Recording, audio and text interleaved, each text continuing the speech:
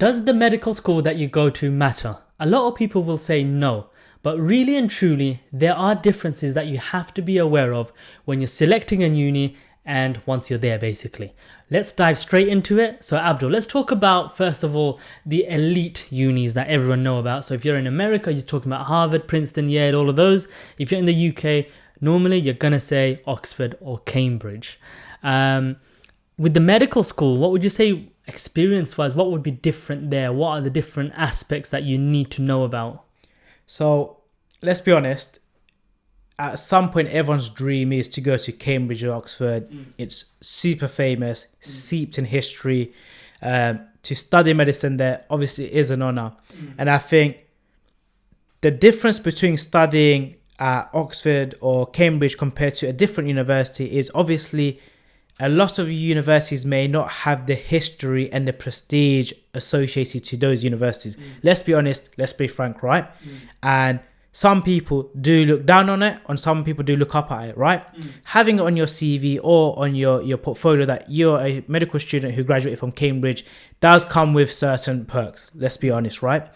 But the key thing is leveraging which university you go to and making the most of it, right? So if you're an individual that got into Cambridge or Oxford, leverage as much as you can. Learn the history, get involved. Cambridge has many exciting projects and programs that aren't available to other universities, especially when it comes to innovation, medtech, their startup schools, right?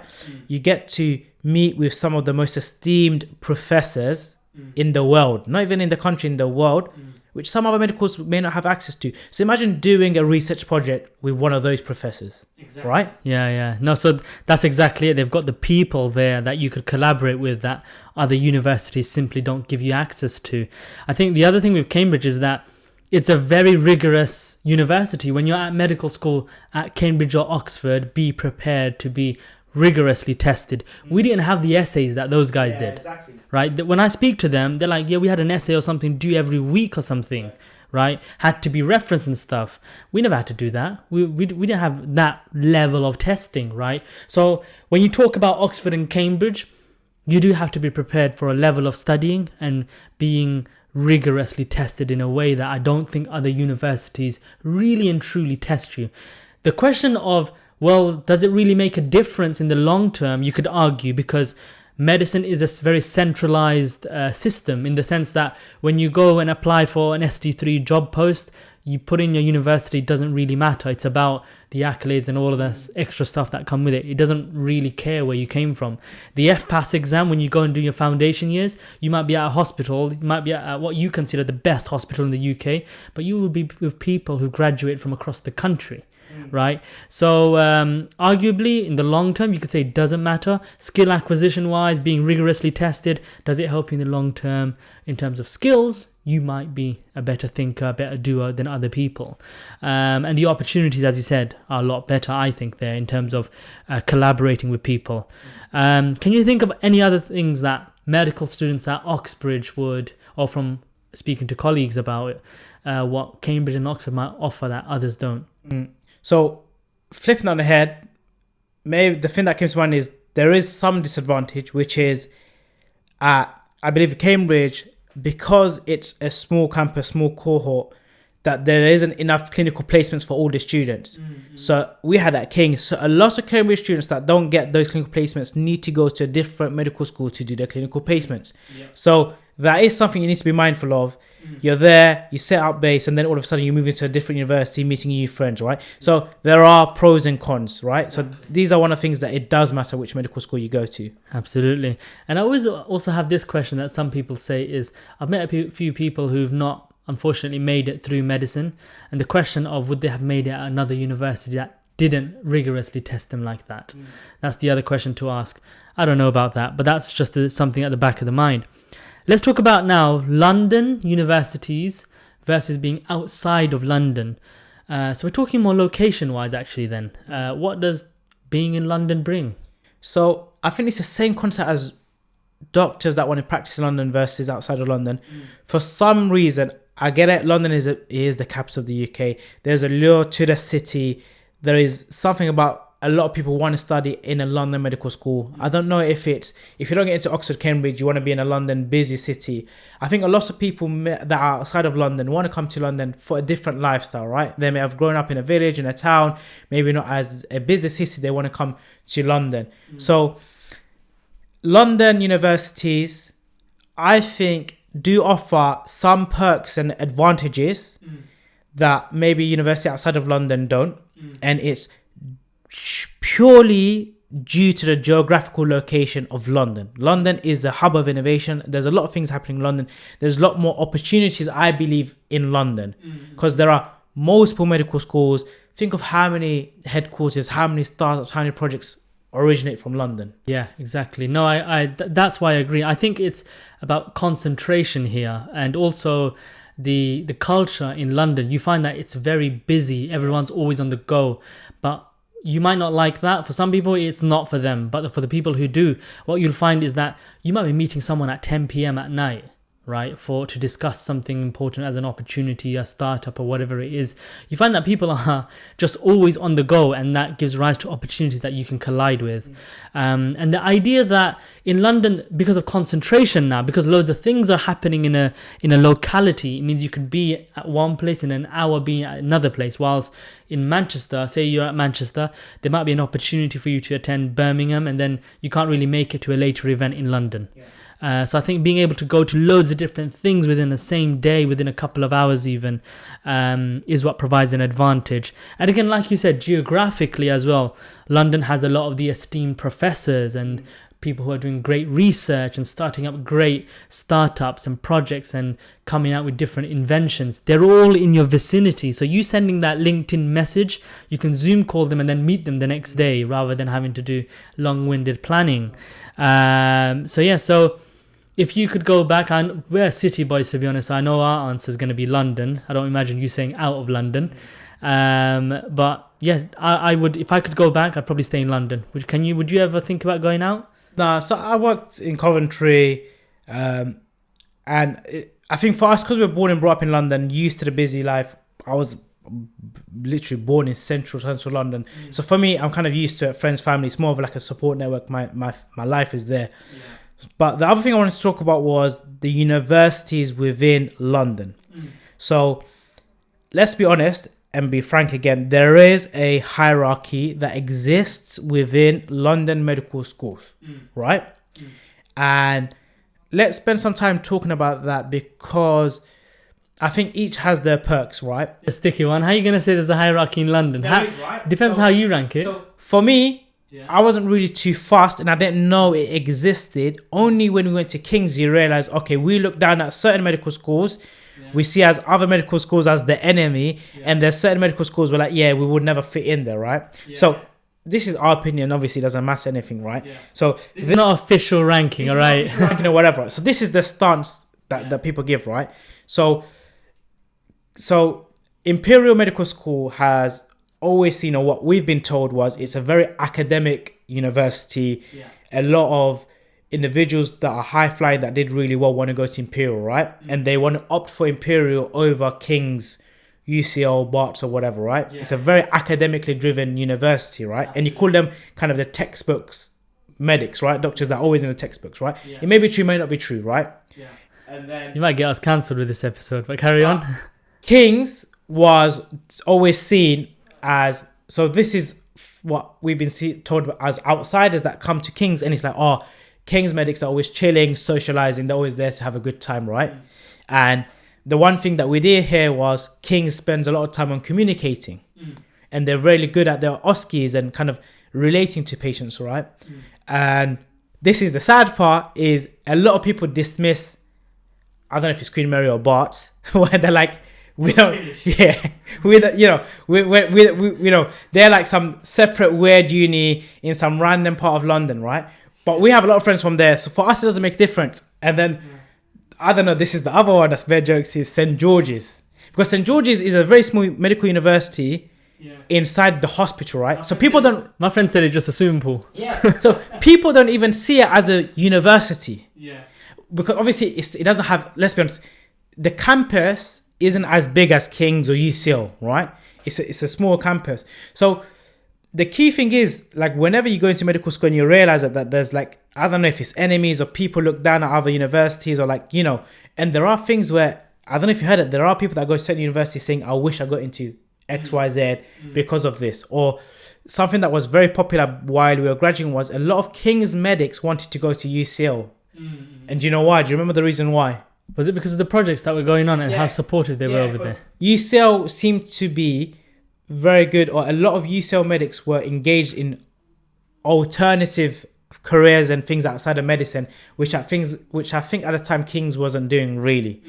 And all the best projects, all the people are doing cool things or things outside of medicine happens to be at UCL, right? So it's all of these type of things. But I don't know what your thoughts are on top of those things, or what you've heard from your experience when you were at King's. I mean, it's arbitrary to talk about this, because I think it depends on the cohort, depends on the people coming through, depends on the time, depends on the tech coming out. I think when we were at university, we were at that very cool transition phase where suddenly people got to explore medtech, digital health and stuff like that. And it seemed like the UCL guys were just more on it with that stuff, and they took it up, and we were like, damn, we wish we were over there with those guys. So yeah, no, I think it's too variable. It's too variable for me to have such a. If we get cancelled, right, I'll carry on this YouTube alone, and I'll just let him vanish. Not my opinions or whatever. This is what we heard. But yeah, it's what we've heard. Okay, it's what we've heard. But yeah, no, you're right.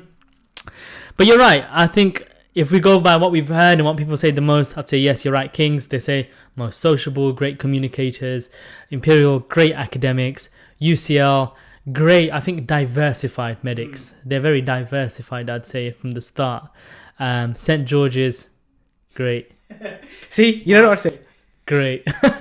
No. Okay, if you're from Barts or St. George's or you're going there, tell us what's great about your uni in the comments below. But the main thing is, so you're going to hear this, right? The reason why we did this episode is you're going to be hearing this stuff. And then you're going to feel, I wish I went to this university. I wish. Because at one point I was like, they're saying that I should went to UCL instead of King's, and you're thinking, why didn't I apply or put more emphasis on it, right? But the main thing and the reason why we're doing this episode is essentially the key aspects of leverage, right?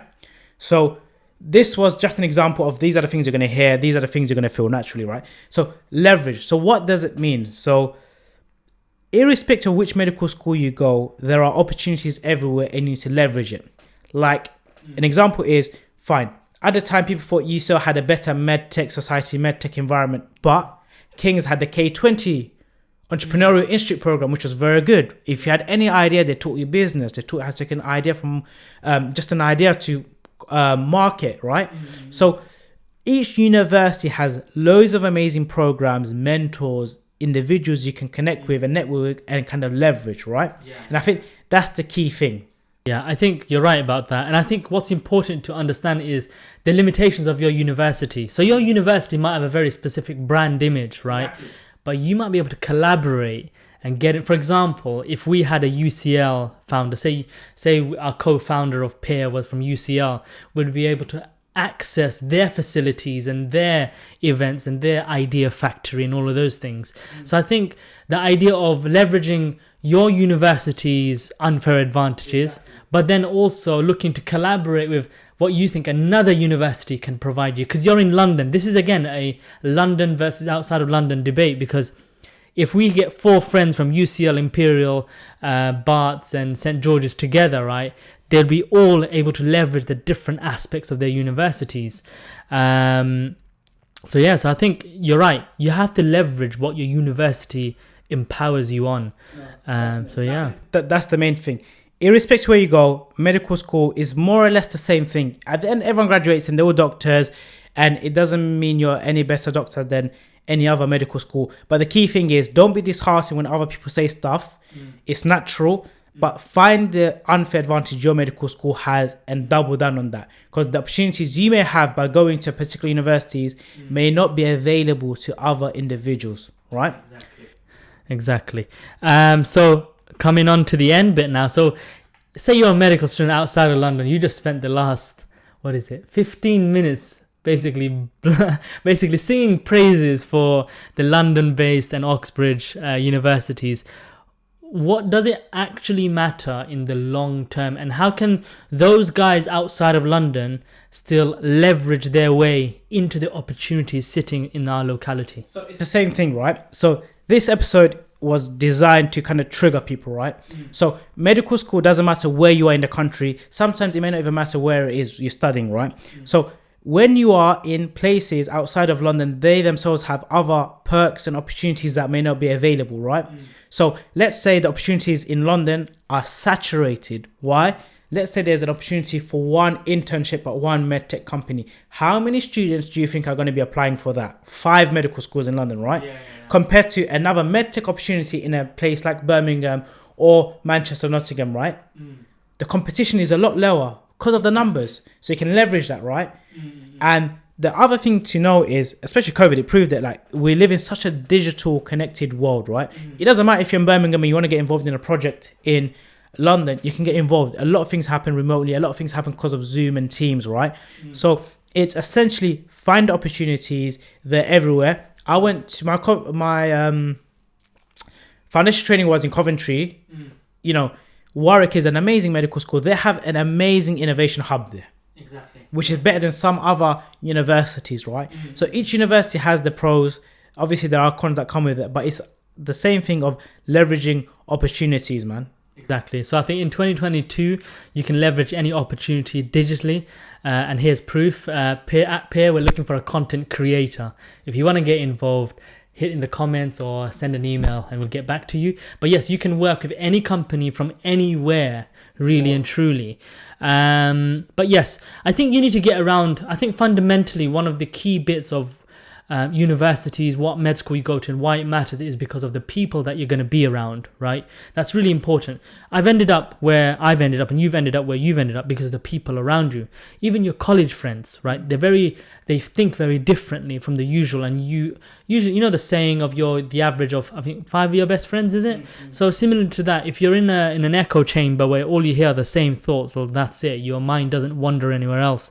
The moment you start exploring, what are the London uni guys doing? What are the UCL guys doing compared when you're at Barts or at King's, or what are the Oxbridge guys getting up to? When you start thinking and exploring different things, sometimes different opportunities open up to you.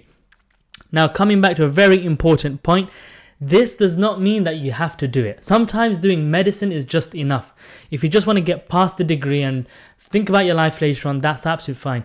Take life the way you want it. This is about the people who are just sitting there. They're thinking about all these questions that we're answering on this YouTube channel, and looking to make the most of it. This is just stuff that we would do in retrospect. That's it, really. Any other closing remarks? No, I think these are things that come up. These are doubts. And medics sometimes are a bunch where they kind of do rub it in your face, right? You didn't get into Cambridge, you didn't get into Oxford. You know, you didn't study well, you didn't do an interview, you ended up at crapper medical school. That is not the case. Like, it will not affect the level of doctor you become at the end of it. Exactly. So there we have it, a very unfiltered episode, a very raw and honest episode. If you've got any comments, hit them down below. And otherwise, we'll see you in the episode next week.